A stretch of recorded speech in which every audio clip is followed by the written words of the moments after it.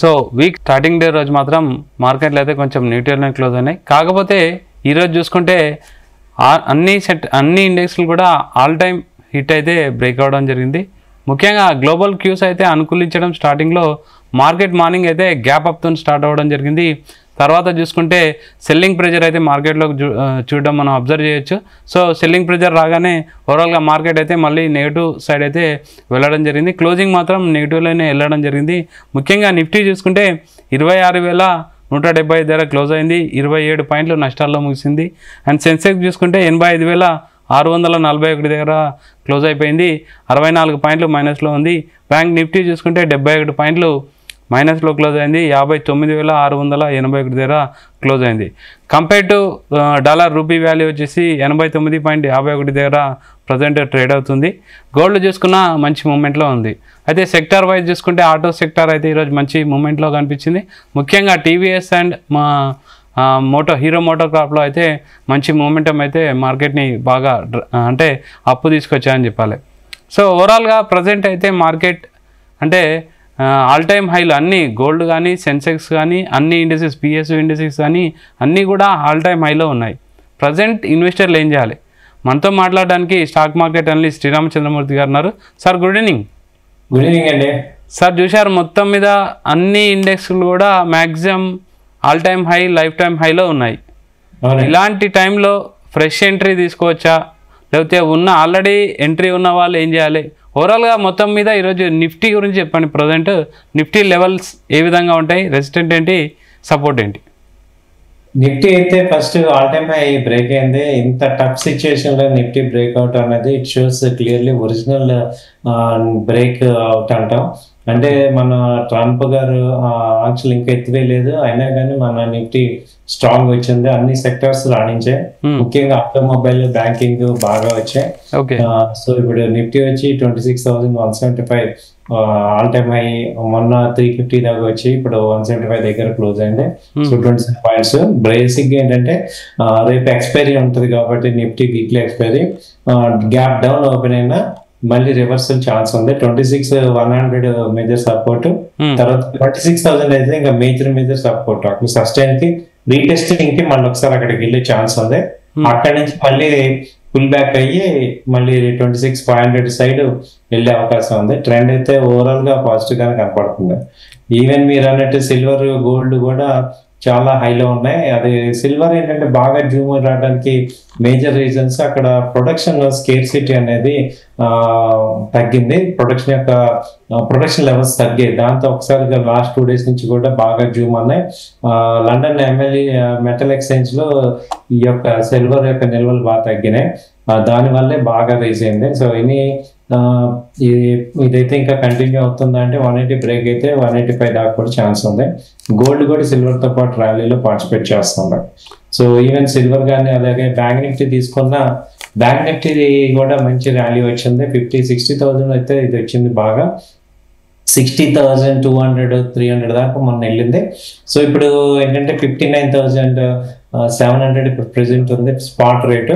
So 59,500, 400 major supports. అక్కడ నుంచి మంచి ర్యాలీ వచ్చే అవకాశం ఉంది. దాదాపు 60,500 దాకా కూడా ఉంటాయి.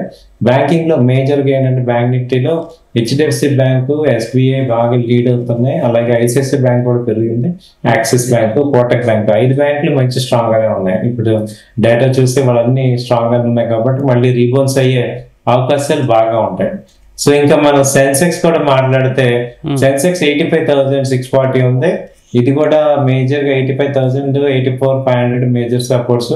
సో 86,500 నుంచి 87 అయితే టార్గెట్ ఈ వీక్ లో ఎక్స్పెక్ట్ చేస్తున్నాం.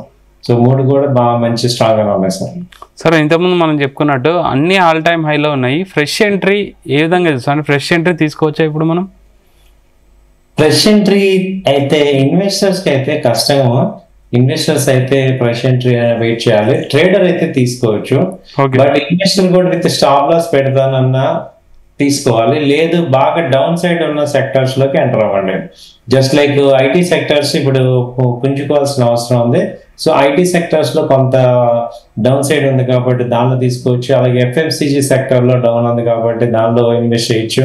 తర్వాత రియాలిటీ సెక్టర్ డౌన్ ఉంది, దానిలో ఇన్వెస్ట్ చేయొచ్చు. అలా బాగా డౌన్ ఉన్న సెక్టర్స్ పట్టుకోవాలి. కానీ ర్యాలీ అవుతున్న సెక్టర్స్ లైక్ ఆటోమొబైల్ కానీ తర్వాత ఈ బిఎస్సి, ఎన్ఎస్సి, సిడిఎస్ఎల్ ఇవన్నీ కూడా మంచి ర్యాలీలో ఉన్నాయి. సో వాటిల్లో బై అండ్ టిప్స్ లాగా చేసుకోండి. సార్ ఇప్పుడు సెక్టార్ వైజ్ చూసుకుంటే మనకు లాంగ్ టర్మ్ కోసం ఏ సెక్టార్ అయితే మీరు ఎక్కువ ప్రిఫర్ చేస్తారు? ఎక్కువ సెక్టార్ అంటే ఎందులో బై ఎక్కువ చేయొచ్చు మనం? ఇప్పుడున్న ట్రెండ్ అంతా కూడా ఆటోమొబైల్ సెక్టర్ బాగా ఉందండి. సో ఆటోమొబైల్లో బై అండ్ డిప్స్ లాగా అంటే ఇక్కడ ఈ రేంజ్ లో ఒక 30% ఇన్వెస్ట్ చేయటం, మళ్ళీ తగ్గినప్పుడల్లా మళ్ళీ యాడ్ చేసుకోవటం వల్ల మంచి రిటర్న్స్ గెయిన్ అయ్యే ఛాన్సెస్ ఉంది ఆటోమొబైల్. తర్వాత ఏవియేషన్ ఒకటి బాగుంది, తర్వాత కన్జ్యూమర్ గూడ్స్ బాగుంది, తర్వాత బ్యాంకింగ్ సెక్టర్ అయితే బాగుంది. సో ఎస్బీఐ కానీ తర్వాత యాక్సిస్, వాటర్ బ్యాంక్ ఇవన్నీ మంచి ర్యాలీ వస్తున్నాయి. సో తర్వాత వచ్చి ఫైనాన్స్ సెక్టర్ బజాజ్ ఫైనాన్స్ కానీ, శ్రీరామ్ ఫైనాన్స్, జ్వాలా ఫైనాన్స్, ముత్తూట్ ఫైనాన్స్ ఇవి బాగున్నాయి. ఈ అండర్ రేటెడ్ ఏంటంటే ఈ ఫార్మా ఒకటి, బ్యాంకే ఇది ఐటీ ఒకటి, ఈ రెండు కూడా ఇప్పుడు రావాలి మేబీ ఒక 1 month లో. ఇది ఒక డిఫెన్స్, ఫార్మా, ఐటీ ఈ 3 సెక్టర్లు కొంచెం తగ్గి ఉన్నాయి. అవి కూడా ర్యాలీలో పార్టిసిపేట్ చేస్తే మంచి ర్యాలీ అయితే ఇంకా సస్టైన్ అవుతుంది. సో ఇవి తీసుకోవచ్చు.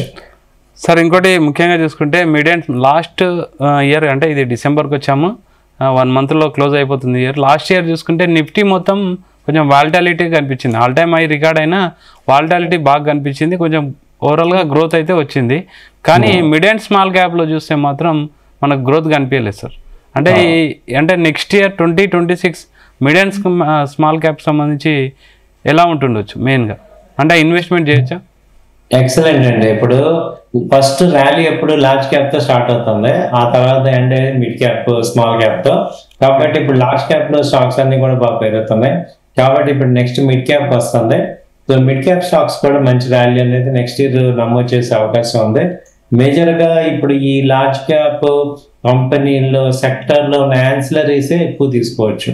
జస్ట్ లైక్ ఇప్పుడు బ్యాంకింగ్ తీసుకున్నాం అనుకోండి, ఏయూ బ్యాంక్ బాగా పెర్ఫామ్ చేస్తుంది, అలాగే ఈ syndicate bank, Maharashtra bank of Maharashtra, bank of Baroda, Punjab national bank ఇవన్నీ కూడా బాగా పర్ఫామ్ చేస్తున్నాయి. అలాగే ఈ సెక్టర్స్ లో ఆటోమొబైల్ సెక్టర్స్ కూడా యాన్సిలరీ సెక్టర్స్ బాగా ర్యాలీ వస్తున్నాయి.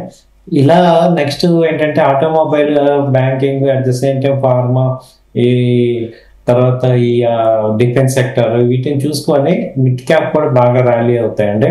సో నెక్స్ట్ మంత్ ఛాన్సెస్ ఉన్నాయి, అది డిసెంబర్ స్టార్టింగ్ నుంచి కానీ అలా మిడ్ క్యాప్ ర్యాలీ కూడా మంచి ర్యాలీ వచ్చే ఛాన్స్ ఉంది. ఈ ర్యాలీ ఇప్పుడు వచ్చిన ర్యాలీ ఏంటంటే ఏదో ఫ్లూగా రాలా, ఇది ఒక సిస్టమేటిక్ గానే ఒక ట్రెండ్ కరెక్ట్ గా రావడం వల్ల వచ్చింది కాబట్టి నిలబడుతుంది. So up and downs 200-300 points up and downs కామనే, కానీ అంతేగాని మళ్ళీ ఇదైపోతుంది, కరెక్షన్స్ లాగా అయిపోవు. కాబట్టి హోల్డ్ చేసుకోవచ్చు, మంచి క్వాలిటీ స్టాక్స్ బై చేసుకోవచ్చు. సో క్వాలిటీ స్టాక్స్ లో మనం ఇన్వెస్ట్ చేసుకుంటే మంచి ఇన్వెస్ట్మెంట్ కి వర్కౌట్ అవుతాయి. అంటే మెయిన్ స్ట్రాటజీ ఏం చెప్తారు సార్? మనం సెక్టార్ రొటేషన్ ఇప్పుడు అవసరమా, లేకపోతే ఆల్రెడీ ప్రాఫిట్లో ఉన్నాము ఇంకా ప్రాఫిట్లోకి వెళ్తుందా పోర్ట్ఫోలియోలు? అంటే దాన్ని ఏ విధంగా జస్టిఫై చేసుకోవాలి? ప్రజెంట్ ఉన్న సిచ్యువేషన్ బట్టి ఆల్ టైమ్ హై కాబట్టి చాలా కన్ఫ్యూజన్స్ ఉంటాయి చాలామందికి. ఎందుకంటే ఆల్ టైమ్ హై అయింది, ఇంకా మేము ప్రాఫిట్ తీసుకొని వెళ్ళిపోవాలా, లేకపోతే మళ్ళీ ఫ్రెష్ ఎంట్రీ వేరే దాంట్లో తీసుకోవాలా, సెక్టర్ రొటేషన్ తీసుకోవాలా, ఇలాంటి డౌట్స్ ఉంటాయి. ఏం చెప్తారు అలాంటి వాళ్ళకు? అంటే సైకలాజికల్గా కూడా న్యూస్ వస్తుంటాయి, రూమర్స్ వస్తుంటాయి, న్యూస్, రూమర్స్, డాటా ఏది నమ్మాలి మనం? గుడ్ క్వశ్చన్ సార్, మంచి క్వశ్చన్ అడిగారు. సో ఇప్పుడు ఏంటంటే మనము ఆల్ టైమ్ హైలో ఉన్నాం కాబట్టి మళ్ళీ ఎనీ టైమ్ బౌన్స్ బ్యాక్ అయ్యి డౌన్ అయ్యే ఛాన్స్ ఉంది. ఇప్పటిదాకా మనం తీసుకొచ్చిన పోర్ట్ఫోలియో అంతా వేస్ట్ అయిపోతుంది అనే పాయింట్ కూడా ఉంది. కాబట్టి ఏంటంటే కొంత ప్రాఫిట్ బుకింగ్ చేసుకోండి, 50% ప్రాఫిట్, మంచి ప్రాఫిట్, డీసెంట్ ప్రాఫిట్స్ వచ్చిన స్టాక్స్ లో బుక్ చేసుకొని ఆ డబ్బులు వేరే చోట పార్క్ చేయకండి, మళ్ళీ అవే కిందకు వస్తాయి, అక్కడ కొనుక్కోండి. సో ఇప్పుడు ప్రతిదీ ఏమవుతుందంటే టాప్ గా వెళ్ళిపోదు కాబట్టి మళ్ళీ ఒక 1 week 10 days లో మళ్ళీ బ్యాక్ వచ్చినప్పుడు మళ్ళీ అదే ఇన్వెస్ట్మెంట్ పార్క్ చేయండి. ఎందుకంటే ట్రెండింగ్ స్టాక్స్ పైకి వెళ్తూ ఉంటాయి. సో ఏవైతే మనం లాంగ్ టర్మ్ లో ఇన్వెస్ట్ చేస్తున్నామో అవి పైకి వెళ్తాయి, కాకపోతే కొంత మళ్ళీ పుల్ బ్యాక్ వస్తాయి, అంటే డౌన్ అవుతాయి. కాబట్టి మళ్ళీ ఆ డౌన్ కి వెయిట్ చేయండి.